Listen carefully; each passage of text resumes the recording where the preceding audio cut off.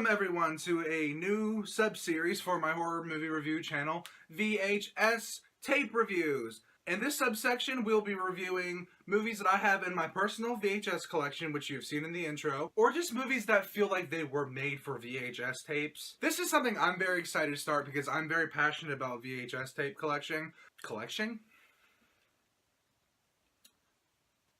Huh? This is something I'm very passionate about because I really love VHS tape collecting, and I've acquired a rather large collection, mainly horror. I do have a few other misc non-horror-ish titles, but mainly it's horror. It's something I really love because I grew up in the era where I lived with both VHS tapes and also both DVDs. I was in that nice little sweet spot where I could have both. And I loved it, and I still love it. I still think VHS is a super awesome form of media because you can skip past those fucking FBI warnings that DVDs won't let you do. Fuck that shit.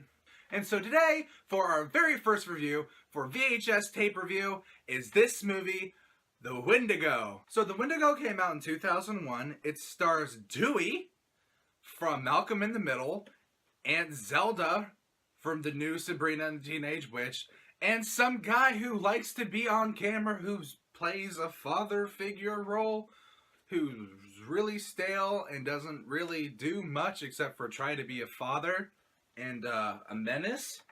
Now, have you guys ever seen a movie that you know it's going to be bad, but you know you're going to enjoy it? Like most of the B movies that exist, mainly like on the Amazon Prime section for horror movies. Yeah, I was kind of expecting that with this movie. However, it is boring. This movie isn't so bad it's good. This movie is so bad that it's boring and literally a chore to watch. I haven't even finished the film. I don't even know what happens in the end.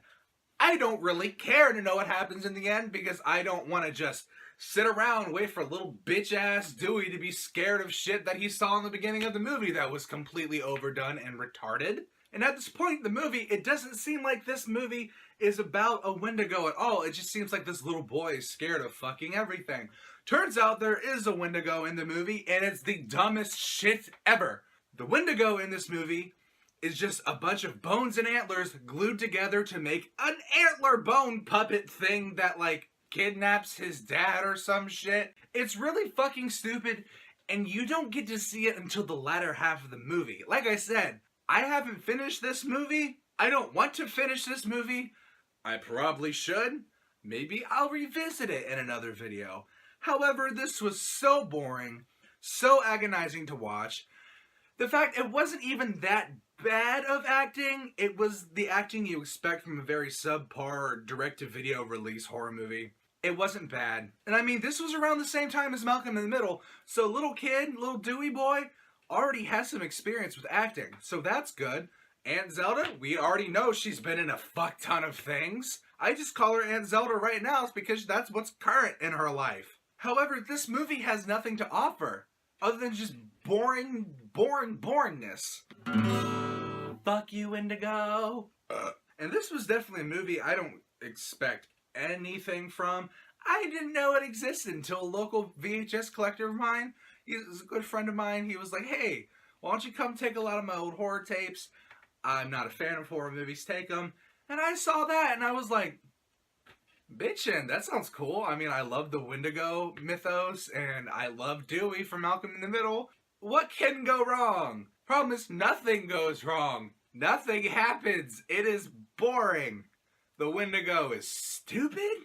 It's like Puppet Master puppetry.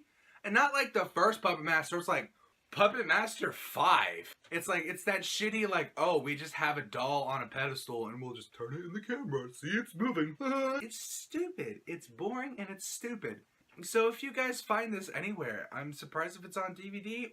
Or if you find the tape, just run away. I mean, it's kind of a cool little niche thing to have for a collection, but there's nothing for it to offer. I give this movie probably like a 3 out of 10.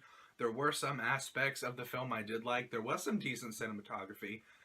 And it tries its best to be somewhat original. However, it fails so miserably because the lack of action in the movie. And also the opening scene with the hunters really kind of like put a big damp on the movie for me. Bye.